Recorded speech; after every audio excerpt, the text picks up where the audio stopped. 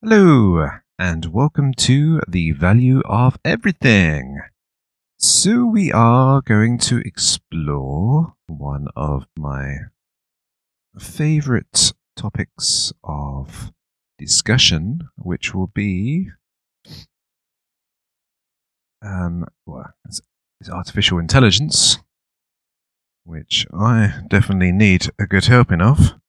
But regardless of that fact, I have been one of those type of fellows who have been suggesting that artificial intelligence isn't the thing that's going to just dominate us and take over the world and we just become redundant. I am more of a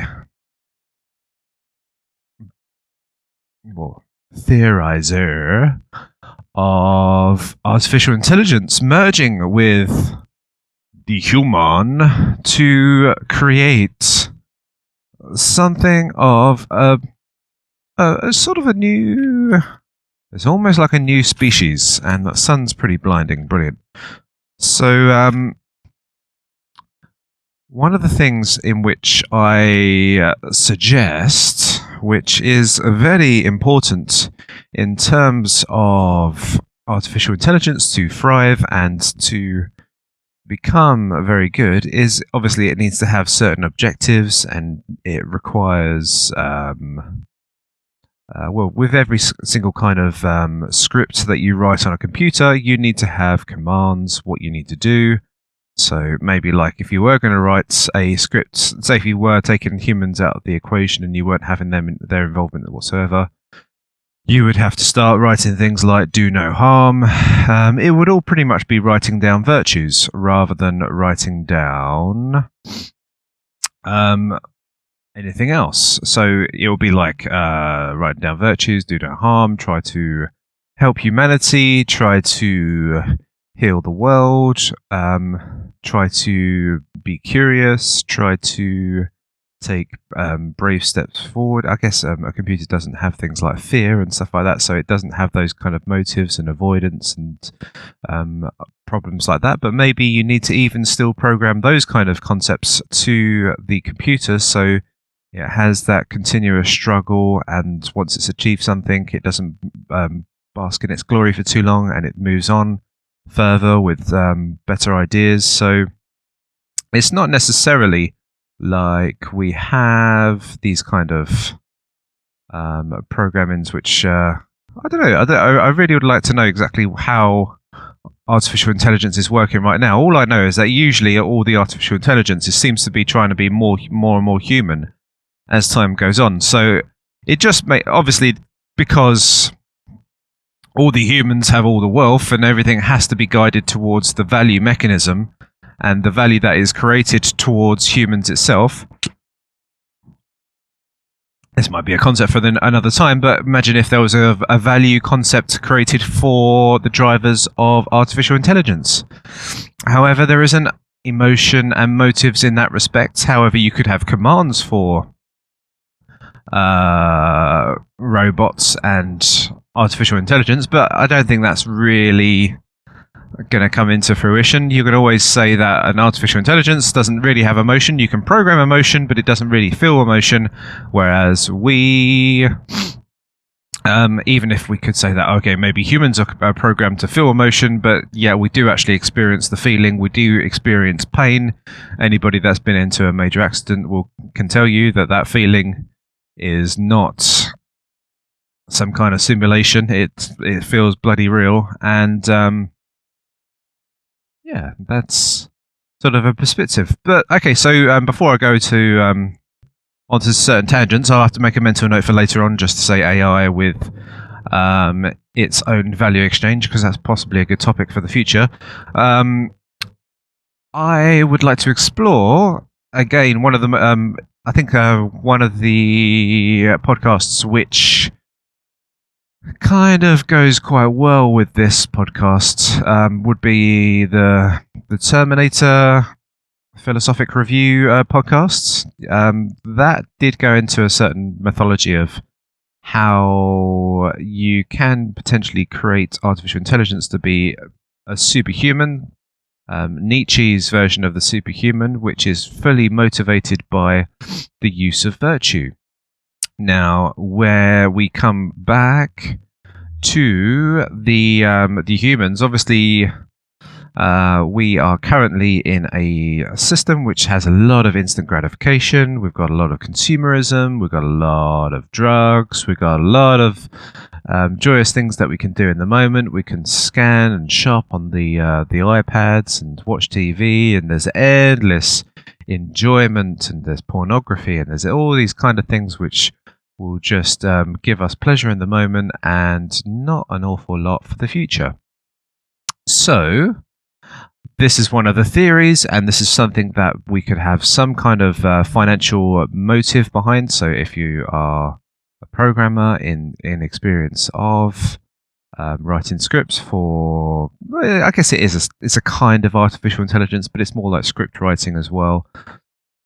So to have some kind of script or program or artificial intelligence which can think beyond just what your thoughts are in to assist you with your long-term goals. Now, there is a lot of things out there which do try to assist you with your long-term goals, and some of it sort of works, some of it sort of doesn't work. I would say one of the better versions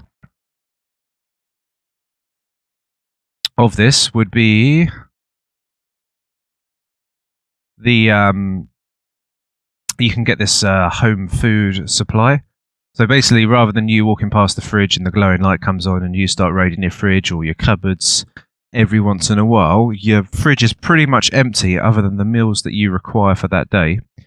So you are restricting the supply of food, and it should be that food to be highly nutritious for you. So it's taken away all of those motivations for you to take on so many all your high energy foods and high protein foods or whatnot. Maybe you can be fairly addicted to proteins and all your carbs, and restricts them and gives you all the highly nutritious foods. So your vitamins, your minerals, keeping the carbohydrates and your sugar levels low.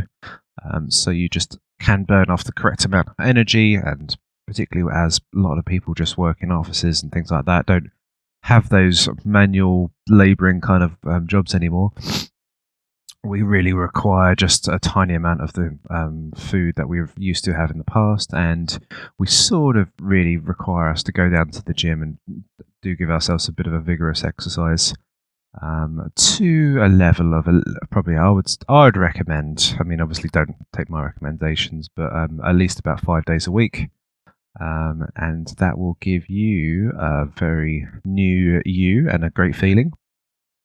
So there is these diets, what would you say, they're like memberships. You set up with them online, and they will deliver your food, and it's sort of slightly prepared, or there may be the ingredients that you require, and you have your morning time, lunchtime, and your evening time, and you'll go ahead and pick that item out of your fridge. You would hopefully not eat any of the food for the future, or you'd have to run down to the shops and get yourself some more food, but it would be some joyous sort of moment where you can enjoy your like the foods and not being tangled in the web of always requiring more and more, because you know that is sufficiently all the food that is left and you have to complete, and now you have to pursue other things instead of your own self-gratification in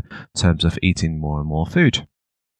So obviously you get these online websites that can do this for you. They charge a margin, they charge a premium for you to do this. I guess the food is probably a little bit more expensive than the cost price, and that's where they find their profit, and you just pay for that food. Yada yada yada. So it's a fairly good product, and particularly if it does help achieve people's long-term goals to become healthy, to become happier with their bodies. it all sort of interconnects, and it's a fairly good product. I haven't used it myself. I try and curtail spending in the shops. However, I don't do it sometimes, and I usually like to get to the gym as much as I can, really, just to sort of counteract that fact. But if we go back to artificial intelligence, and we do say that we do have the Internet of Things, which will be coming in, so we have lots of sensors and devices throughout our household. We have an objective like directive we could start writing in to say, "Hi there, AI or Siri or whoever the system that is working on your behalf." So obviously, I would imagine that a system not only would lie in your mobile, but would also be cloud-based and be throughout the all the technologies throughout your house as well. So you could say to that entity or that AI entity to say, "My requirements next year is to have the ideal beach body. So therefore, I would require certain restrictions in the amounts of sugars and energy foods to obtain my long-term goals." So artificial intelligence will, or the Siri or whatever it would be, would start to contact your local supermarket and make order line deliveries as to what would be the more nutritious foods, what would be potentially, and obviously we've got a lot more sensors which surround us. So you've got sensors that can measure your heartbeat. Maybe we might go a little bit further and get sensors which can check our bloods and our blood sugars, and because it is all just information and data which can be shared, as long as we can take a little pinprick for us. That's probably one of the next ones which will come into the balance of play, so we might be taking little pinpricks of ourselves for a number of our days just to get a good measure of our bodies and our healths. So this artificial intelligence will just start to gradually move its way into the way that we mythologize our health. And as always, prevention is far better than cure. So if we have the AI assisting us, it says, okay, well, it creates reminder points, it creates calendar points for you to say, okay, your local supermarket will be coming to your door at this time. You're usually home around this time, so I've scheduled that in for you. Everything, obviously, the main thing is that with artificial intelligence, it can do it in advance to what you request. So it's sort of this artificial intelligence is, I know it sounds a bit scary, but your big brother is making decisions beyond what you instantly want, and it's being sort of the protector of you, and it's sort of trying to work out what is good for you and what you require. Now, obviously, you could just say to your AI, "I'm a fat pig. I love chocolate. Just get the best value chocolate you can find and bring it to my door." And obviously, artificial intelligence can assist you rapidly with creating some gigantic fat body if you so wish. But I guess a lot of people would have long-term goals and long-term aspirations before they would say that. Or I mean, I'm sure if you would ask a majority of fat people, would you like to be thin or muscular and healthy? I'm sure majority of people would choose to have that. So you can say to your AI, "I would require this." And you could do these subtle things. Now, you could almost, and obviously this probably I guess if you've the main primary directive of AI would be to cause no harm. I probably doubt you'll be able to get away with this, but if your AI, if you really wanted to, you can have a lot more harsher restrictor controls. Maybe your AI would say, this is the food that is only allowed to you. It won't give you full access to the fridge, so it will give you a compartmented area of the fridge in which you can only eat from. Maybe AI locks the doors if you decide to go out and buy some fast food or whatever else you want to do. Maybe it stops you from making the purchase of the fast food if you're trying to purchase it on your credit card or something like that. I know it's all very scary stuff, but if it's something that you've decided to put upon yourself and it is a long-term goal, then you can sort of say that. I'm sure there's probably ways that you can counteract it, and if you really want to break the mold, you can obviously switch off your AI at any point and do whatever you please, but you can justifiably align your AI to be so sophisticated that it can operate to a level as to which create or give you your long-term goals. Now, that's obviously one area of health. There's plenty of measurements in which you can get your health to be adapted. I just mentioned like the sensors of measuring your blood levels. Heartbeat is obviously, heartbeat monitors are already around with like your Fitbits and things like that. And your mobile devices can check out your sleep patterns. There is a multitude of devices and sensors which can give your AI a very fantastic idea of your health. And if you would think to yourself, and if you're a business man, you probably would like if you could find a doctor, and a doctor that can measure heartbeats and everything else, you would like to probably put together what is the best medical thing that we can put together. Maybe just like having a microscope as well, a blood checker which can just take the blood data and then send on the blood data to somebody else.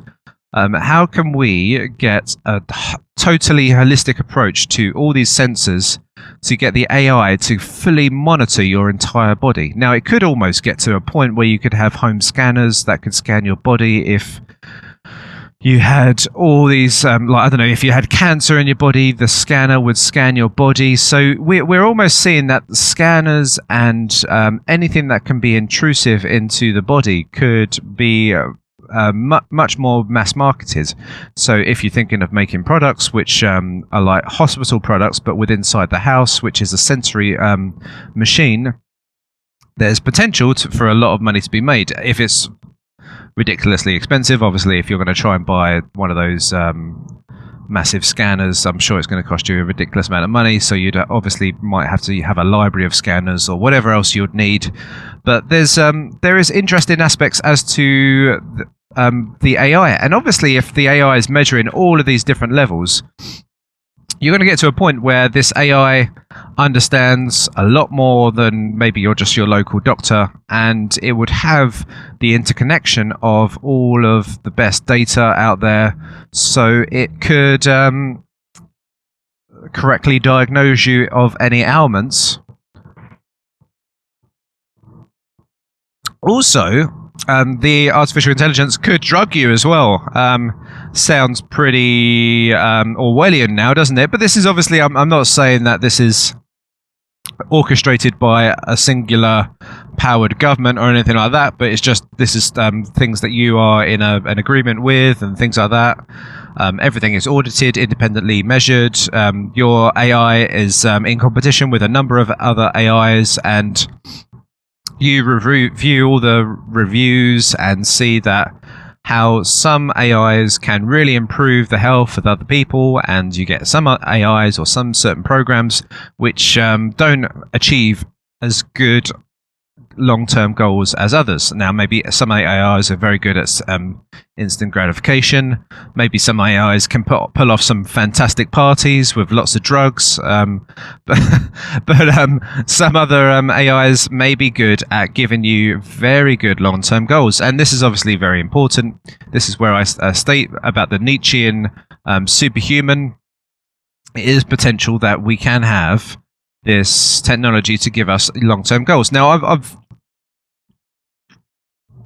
I've covered the world of health, and we can go a lot further than this. Now, with AI, we have got this heightened level of efficiency. So there could be shared resources that are used all the time. Let me just continue on a little bit with the health. So we could have the AI ordering round the Google car. So it's called auto car or whatever it's called. Order it around to your house. It picks you up and it takes you to a certain physical exercise, which is different from just going to the regular activities of a gym, which could be kind of boring. The AI can select you your music and which new music that you may like.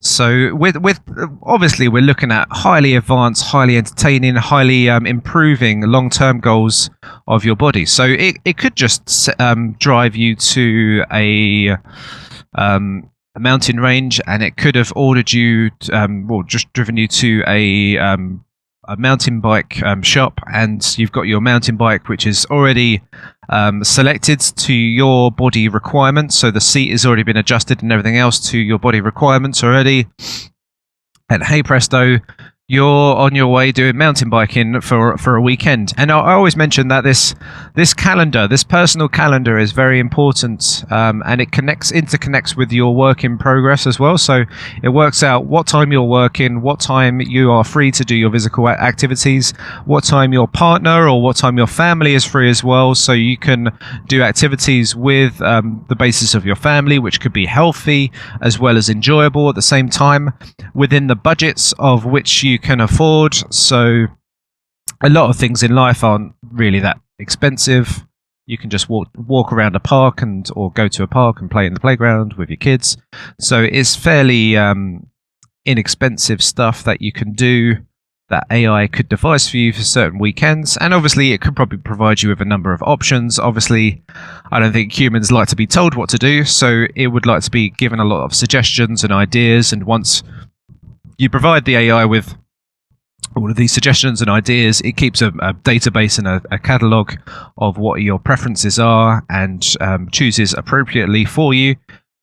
So it gets better over time to what to give you, which gives you a certain level of enjoyment, a certain level of happiness, as well as a certain level of physical exercise and self-improvement. So we've gone a little bit into the entertainment sphere, but not only that, there's obviously in the entertainment sphere there's two little sides of things. I would say that there's two little sides of the coin when it comes to entertainment. I find information fairly entertaining, or the curiosity of finding new information quite entertaining, as I hope that this podcast is fairly entertaining for you guys. When you speak to your AI or whatever you like, you mind meld or whatever. not quite like Spock, but maybe we do have certain sophistications in technology which can read minds. So maybe you do not require the speech as much, and speech operation is less required. Obviously, you can type on a keyboard what you require. But what was the point I was going to get to?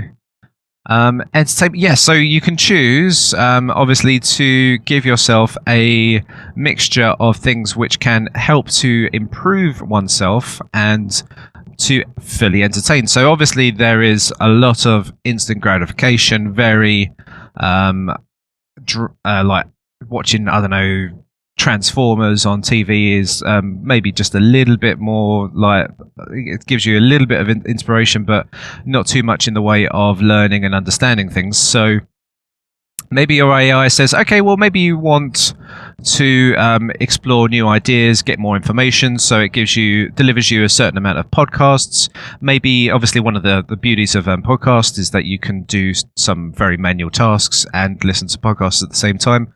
So you can start washing your car or whatever menial, crappy job that you need to do and listen to a podcast at the same time. So it devises a correct way in which it can give you entertainment or information while you do a task, maybe even while you're working and earning the coin.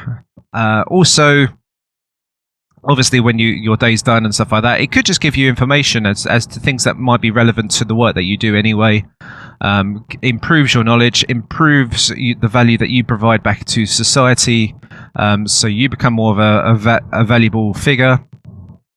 It stores databases of articles or information, so you can quickly access that and gives you a log of data. So there's all this interesting stuff that the artificial intelligence can do to improve you and ensure that you are becoming a better person year on year and obtaining better long-term goals.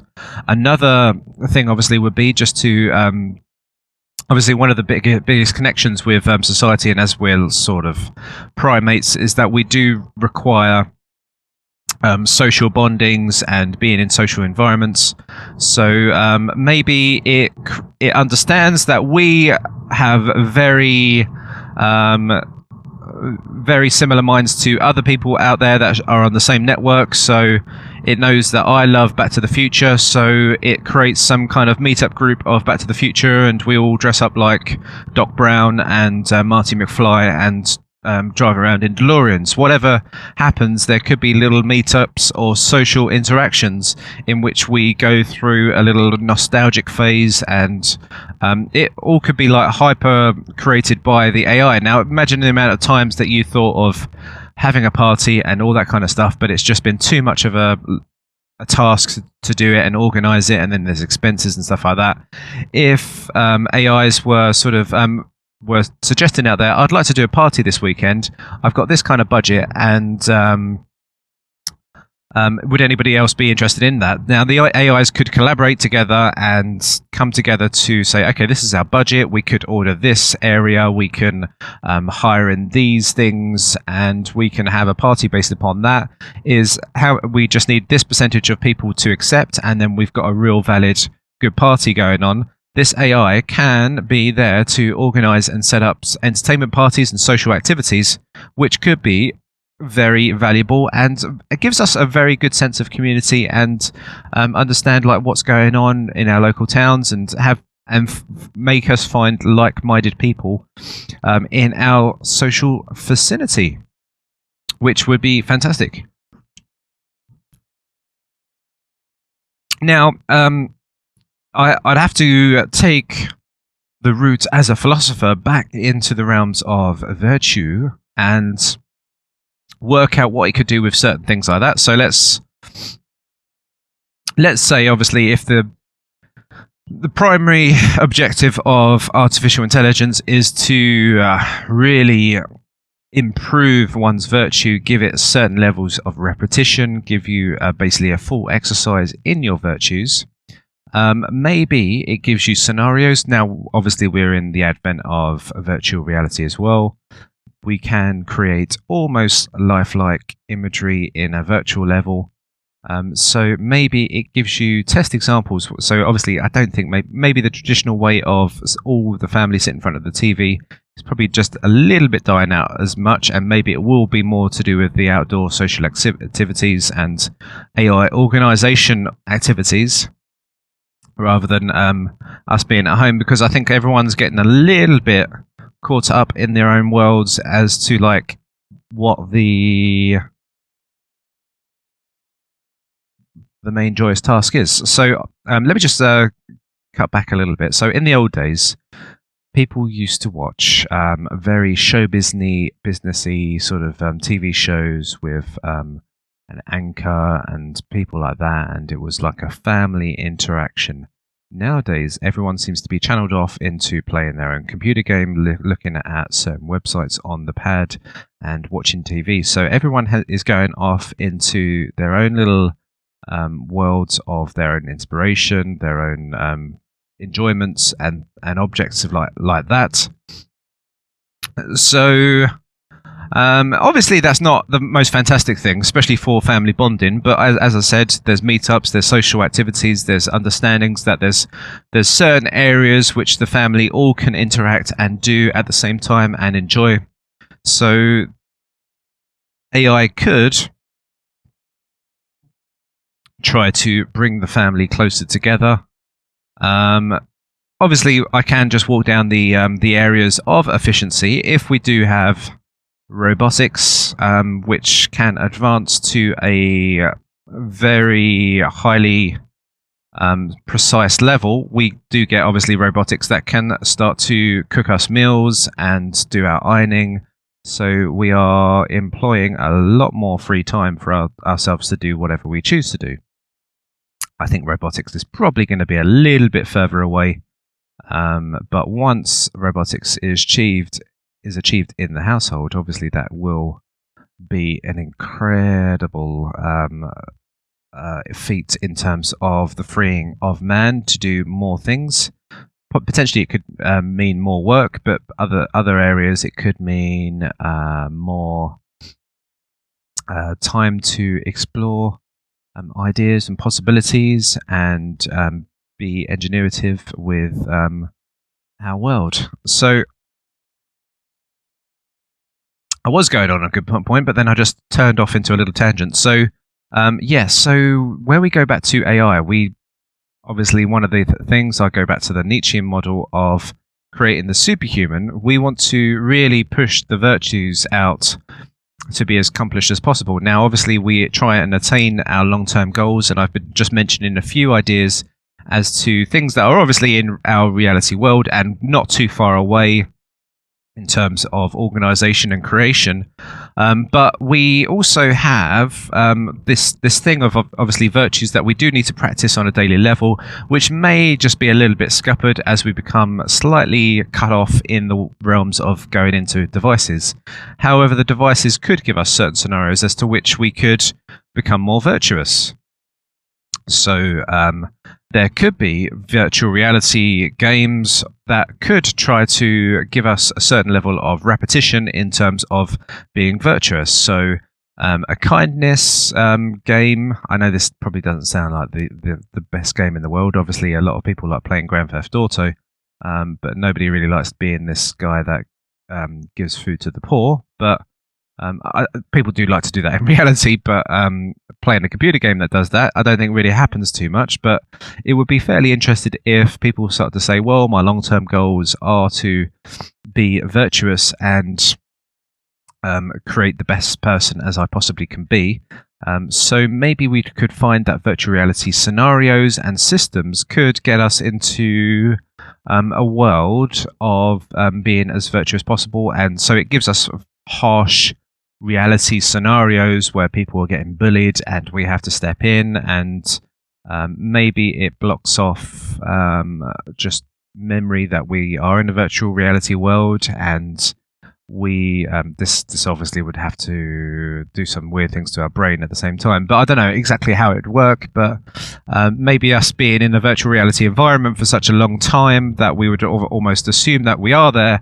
And then it gives us certain practice models of trying to be brave, trying to be kind, trying to be engineerative, maybe having access to all the materials so that when we come and we can design and devise things, that when we come back to the reality world, we realize, okay, these things all can be achieved. I just need to get funding for this. And in the reality world, we go back and get funding, get a loan, get crowd funding, showing what we achieved in the virtual reality world and seeing if we can reapply it back into the world of reality. So interesting terms. Obviously, that could give us that obviously can span into obviously that can beg the question as to, are we in a virtual reality world right now?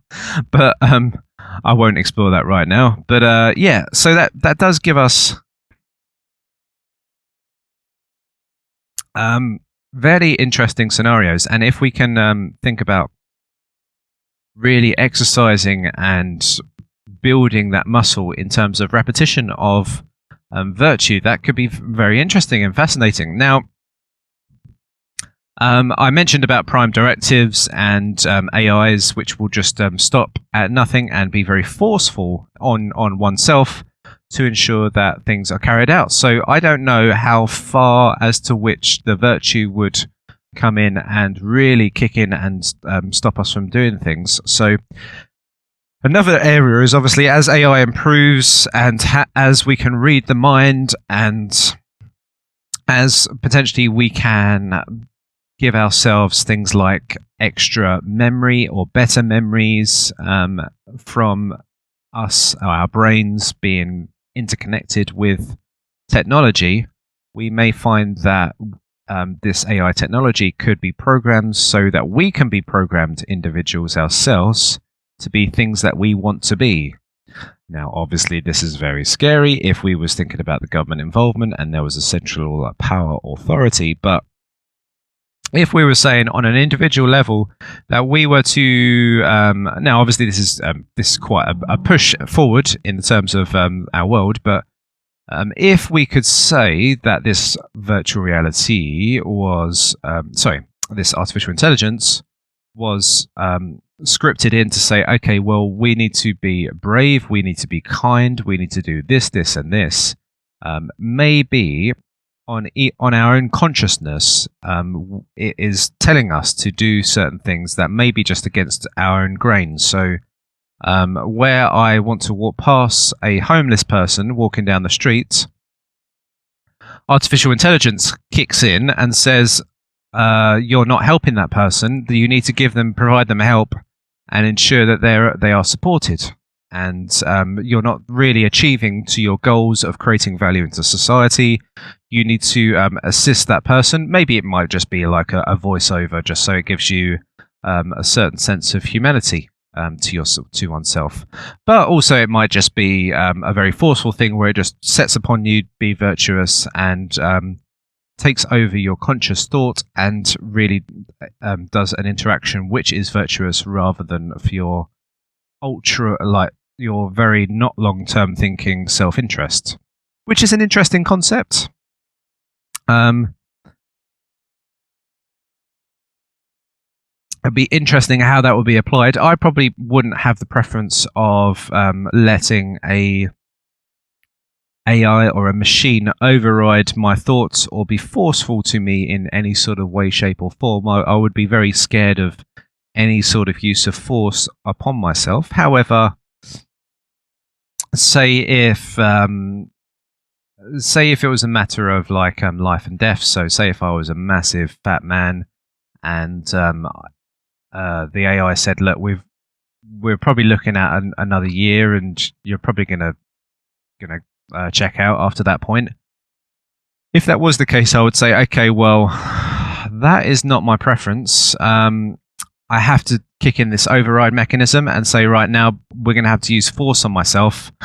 So we're going to have to shut down the door, restrict the sources of food, and really go cold turkey on myself. I'm probably going to try and do every override system as possible, but I'm going to have to go to this independent authority to accept and sign off the use of force against myself with the artificial intelligence as a matter of life and death. Maybe this is probably the reason, this is the moral aspect as to how this can be employed. Obviously, there's some very interesting questions as to morality when you are approaching force upon oneself. So obviously I could choose to one day to euthanize myself once I reach to the age of 80 because I believe in population control. However, once I reach the age of 80 and I think to myself, I'm really achieving a lot now and stuff like that, and maybe I've got a cure to the sustainable growth on the planet, it's probably not a good idea, but then AI kicks in and just kills me off anyway. Obviously, there is a lot of moral aspects, and obviously it does count to the time as which you are thinking right now as to what force could be used upon oneself. Obviously, everybody has the ability to commit suicide, but I would suggest that it probably wouldn't be okay to commit suicide, to kill oneself in the future, because yourself now to yourself in the future are almost two different people. Two different sects of time in different points of thought. Anyway, interesting tangent that I went on to there. But yeah, I would say that if it was in terms of self-defense, so to improve oneself and to achieve the highest goal, it's an interesting concept. Then you could switch on the AI override to potentially go so far as to control thoughts. So imagine that if you was a drug addict and you could flick the switch on AI and it would not give you any, it would block out any other thoughts which would give you a motivation to start taking further drugs. fantastic methodology of doing things. I know that you can take certain drugs like ayahuasca, and that can remove your drivers to have any addiction and things like that. But imagine if you had artificial intelligence which could kick in and say, or not even say, and just block off the impulse driver to have your fix. Now, one thing, obviously, I'm given this very.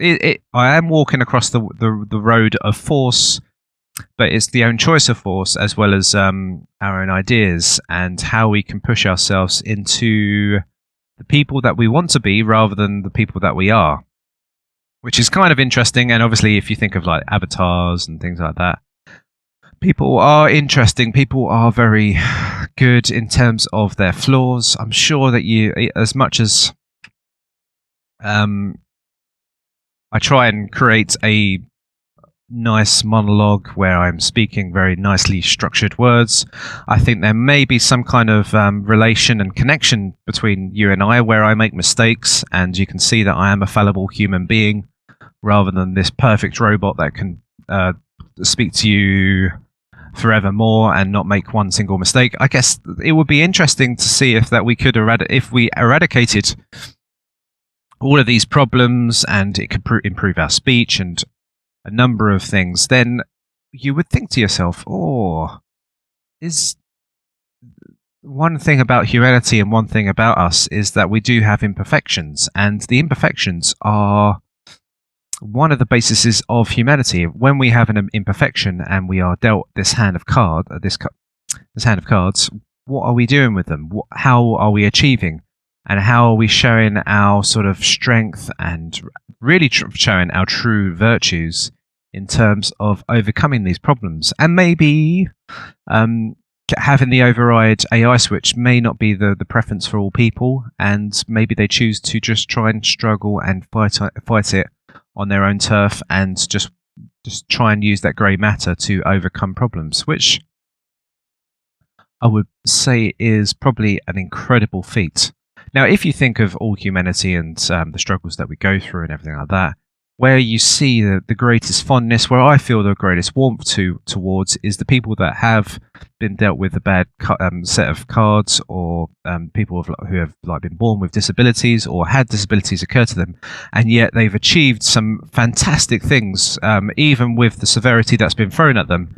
That's where you would say, "Oh my God, this person has been very virtuous." If you look at the Paralympics, I would say the Paralympics should be probably being more centre stage than the actual Olympics itself, because these people have had to strive beyond,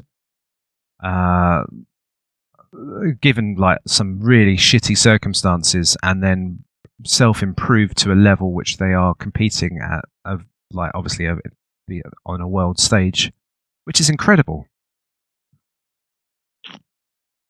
So yeah, that's just one of those like aspects of life in that respect. So yeah, artificial intelligence is one of those things which does lead us to a lot more questions than anything else. And I remember there was some kind of law.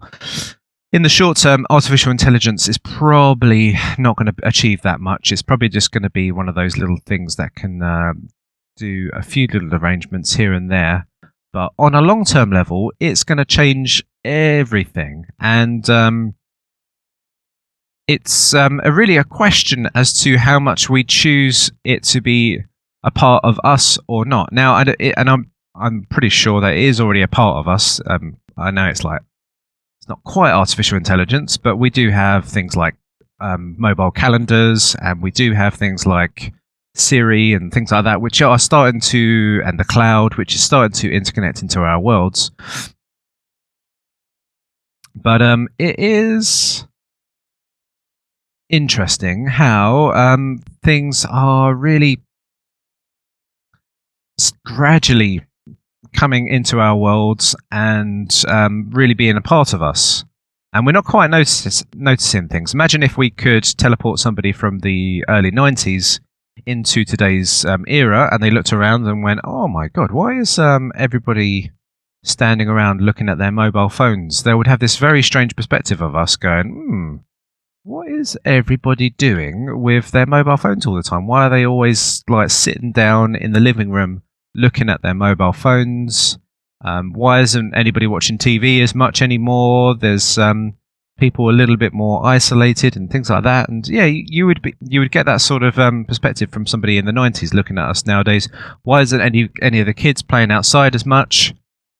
Why are all these kids bringing their mobile phones and these iPads to parties or whatever as like this little social crutch? It would be very interesting how we see these perspectives and how it would be perceived, and maybe they would have some little grains of truth as to what we're losing, and we could probably tell them what we're gaining at the same time, and they probably could get caught up in the wave. But yeah, it's very interesting how this assistance can go on, and I think that's probably the best perspective to take, especially if you are a programmer or a businessman and you're thinking about artificial intelligence. It's not this. I don't think it's this thing which is going to just sledgehammer us and just go, right, artificial intelligence now switched on, take over the internet, take over this, now control all governments, now control everything and give humans the best life possible so that they can live in abundance. I don't think it's going to work like that. We are individuals. Unfortunately, the way that we're set up, and it all drives us around sex, seeing that we can procreate individually with another species, another human being, communism doesn't really work out for us too well, so we can't really work in worlds of centralized sources. We require mate-on-mate reproduction. Therefore, we are individuals, very individual, particular beings, and that is the beauty of humanity itself. We're not this mothership of drones and queens and individuals doing all these things in society. We are beautiful, very individual specimens of society. I'm sure that there's obviously there's a place in the world for me, and there's a place in the world for you. But it is the beauty of this world that we all exist together in this homogeneous world of individualism and beauty, which can be assisted with artificial intelligence. Artificial intelligence will be working in our own individualism and not be striving to be this centralized, oligarchic, powerful authority which controls every point of our life. It potentially will control not control, but be part of every aspect of our lives, but in the way in which it is interconnected into our own individualism. So, once again, I thank you very much for your time. I will leave you with those thoughts, and please give me any more further comments or suggestions or any other ideas. I'd love to carry on with anything else that you might have, and we can continue this conversation further. If you are Google or anybody like that, you want to contact me, I can give you some ideas. They're all for free. Just sit in, stay tuned, and listen for more, and we can build ourselves a better world. Just try not to sit too closely to the government. Anyway, now, thank you very much for your time, and we will be back for more. Goodbye.